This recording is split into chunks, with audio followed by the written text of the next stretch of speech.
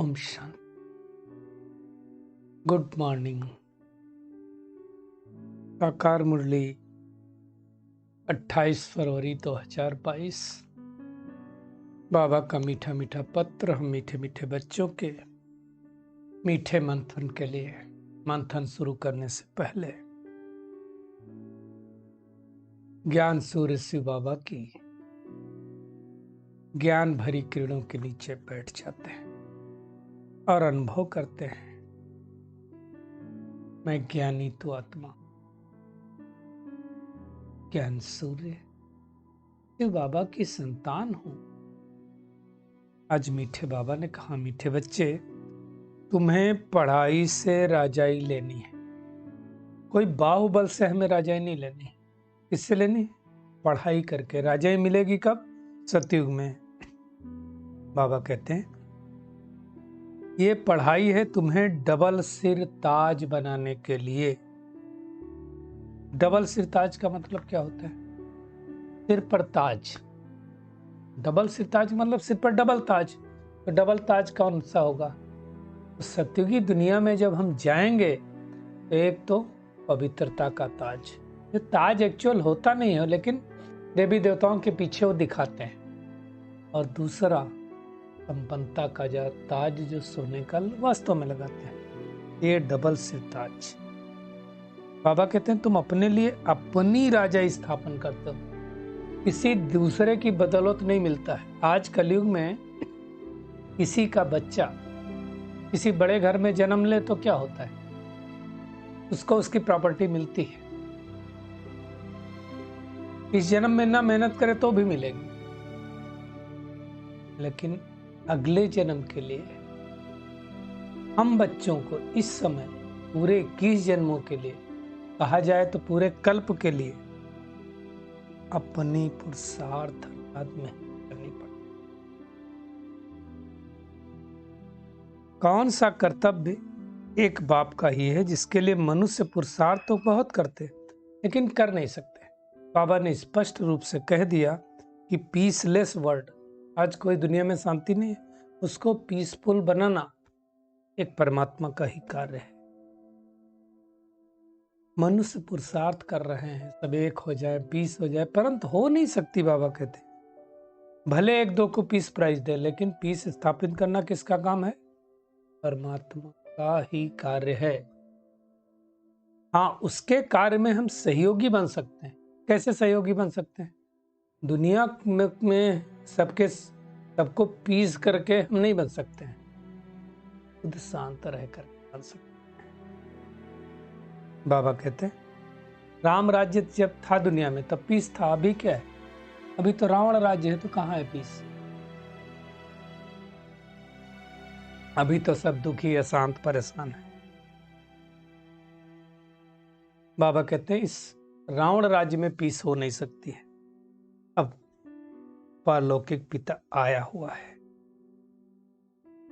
इसलिए आया हुआ है हम बच्चों को ले जाने के लिए। कहां लेकर के जाएगा? शांति धाम लेकर के जाएगा। फिर क्या होगा? जो अच्छी रीत पढ़े होंगे वो सुखधाम में आएंगे, बाकी शांति धाम में बैठे रहेंगे। अब हमें अपनी चेकिंग करनी है, क्या मुझ आत्मा ने इतना पुरुषार्थ किया है कि मैं सतयुग में आऊं? क्या मैं आत्मा इतना परमात्मा की श्रीमत पर चल रहा हूं?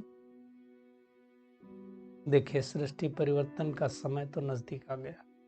हमको समझ में आए ना आए वो अलग बात है, लेकिन कल बाबा ने जो कहा ना, जब प्रत्यक्षता का नगाड़ा बजेगा, घंटे बजेंगे, पश्चाताप का भी। तो ऐसा ना हो कि कहीं हमें पश्चाताप करना पड़े। भगवान आया, ज्ञान भी सुनाया, हमें बता भी दिया, फिर भी हमने गफलत की। गफलत लोग क्यों करते हैं? निश्चय बुद्धि नहीं। लोगों का मन भटकता रहता है कि ये भगवान है, ये भगवान, ये भगवान। एक चीज मोटे रूप से हम सबको समझ लेनी चाहिए, कोई भी शरीरधारी परमात्मा नहीं हो सकता। बाबा कहते हैं जिन्हों को निश्चय नहीं होगी वो यहां आ नहीं सकते।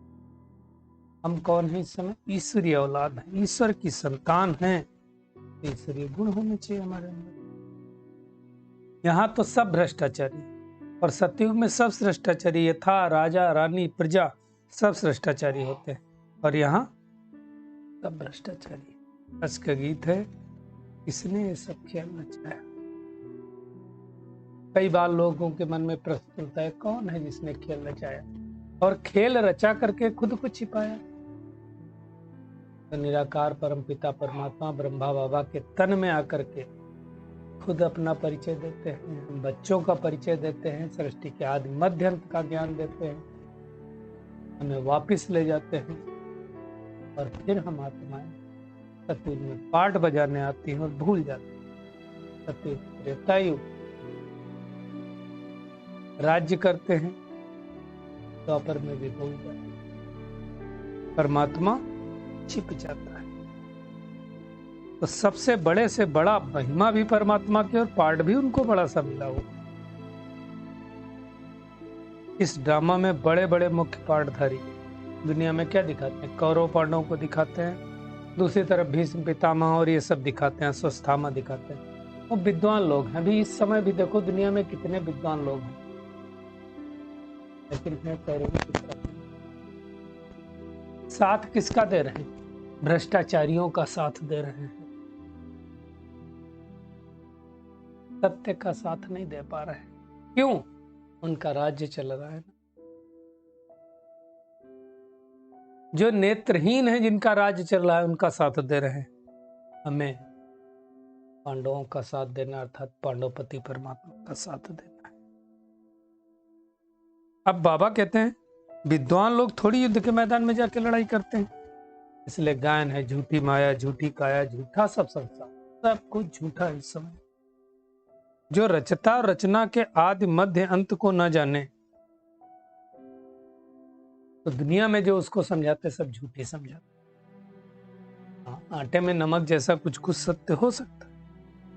गीता मुख्य शास्त्र थी, उसमें भी श्री कृष्ण का नाम डाल दिया, वो भी खंडित हो गई। अब ये सोचने की बात है कि श्री कृष्ण जो सतयुग की आदि में आया, स्वयंवर के बाद लक्ष्मी नारायण बना, इतना धनवान हुआ, कहां से आया उसके पास इतना धन? और अगर उसके माता पिता के पास इतना धन था, उनका नाम क्यों नहीं फिर इतना? ये सब समझने की बातें है ना।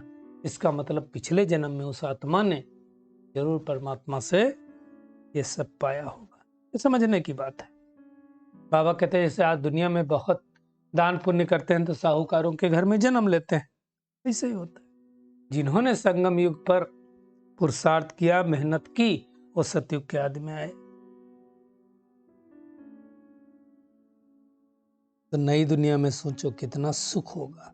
आज भी श्रीनाथ द्वारे जाओ तो देखो कितनी श्रेष्ठता से उनकी पूजा होती है, कितना खिलाते पिलाते, क्या क्या व्यंजन लगाते हैं।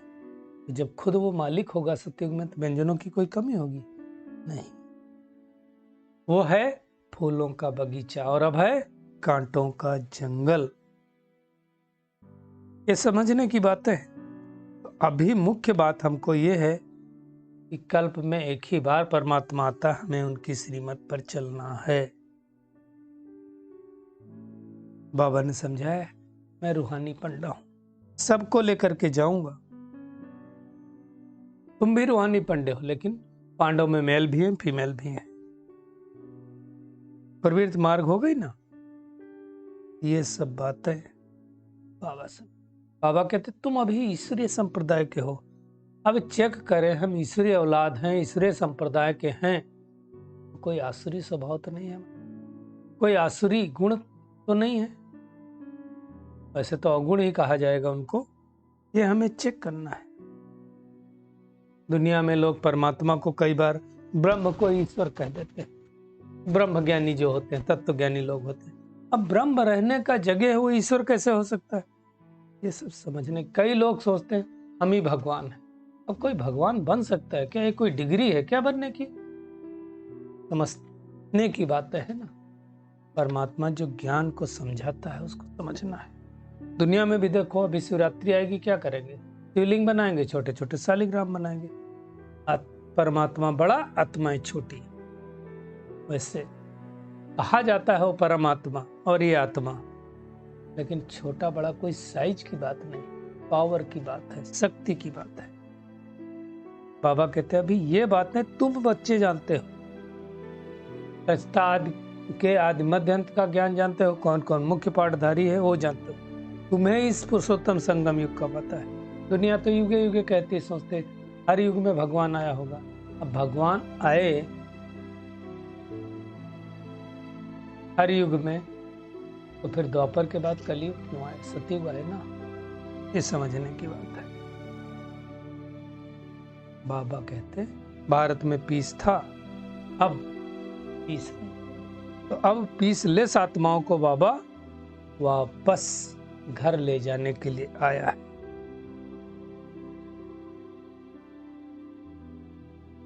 परमात्मा को न सतयुग त्रेता में कोई जानता, न द्वापर कलयुग में कोई जानता है। जब तक वो सृष्टि पर ना आए तब तक उसको कोई जान नहीं सकता। बाद में तो ज्ञान प्राय लोप हो जाता है, किसी के पास रहता नहीं। बाबा कहते हैं जितने भी अभी वेद शास्त्र मंदिर हैं ये सब खत्म हो जाएंगे। कलयुग की एक भी चीज सतयुग में हो नहीं सकती। तो मुख्य बात बाबा समझाते हैं, मुझे याद करो और सारी दुनिया से, सेकंड लाइन ये बहुत इंपॉर्टेंट है, सारी दुनिया से ममत्व तो हटा दो। अब ये बातें कोई सन्यासी कोई कह सकता है क्या? नहीं, परमात्मा ही कह सकता है, ये समझने की बात है। बाबा कहते हैं तुम आत्माएं अब हमारे साथ जाने वाली हो और पवित्र बनते बनते तुम वापस पहुंच जाओगे। बाबा कहते हैं पहले तुम स्वीट होम में जाएंगे अर्थात परम धाम जाएंगे, फिर सतयुग में आएंगे। इसलिए तुम याद करते हो, हे रात के राही थक मत जाना।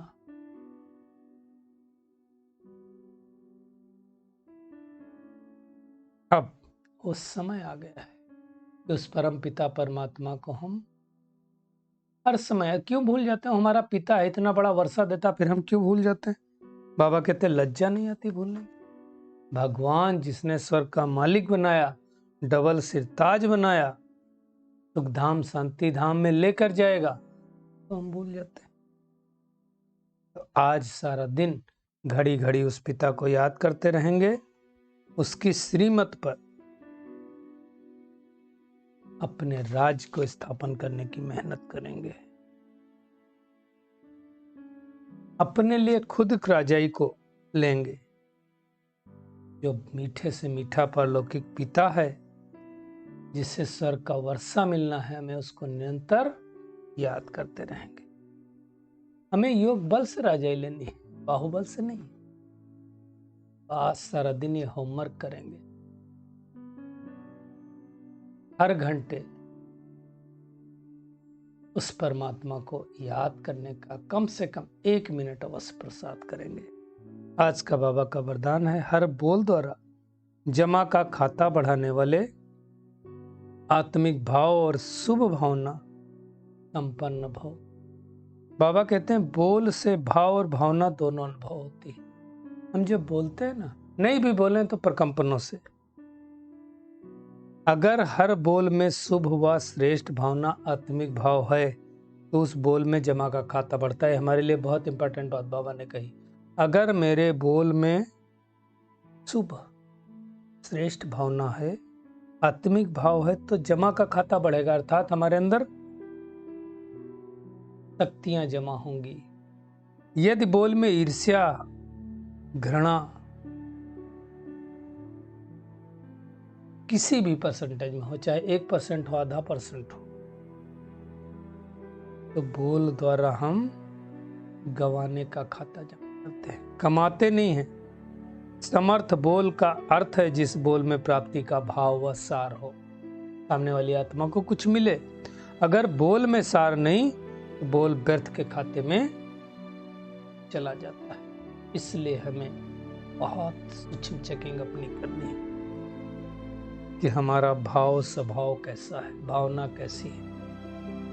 स्लोगन है, हर कारण का निवारण कर सदा संतुष्ट रहना ही संतुष्ट मणि बनना है। और उसके लिए क्या क्यों कब कैसे के प्रश्नों से हार जाता है। परमात्मा किरणों के नीचे और अपने आप से संकल्प कर, ऐसा मीठा बाबा जो हमें सतयुग का, विश्व का मालिक बना, उसे बहुत प्यार से याद करना है। आज सारा दिन बार बार उनको याद कर और अपने आप को चेक करते रहेंगे कि हमारे बोल में शुभ व श्रेष्ठ भावना है, आत्मिक भाव है। इसकी चेकिंग बार बार करते रहेंगे। शुक्रिया मीठे प्यारे बाप दादा, शुक्रिया आप सभी का इस मीठे मंत्र। ओम शांति।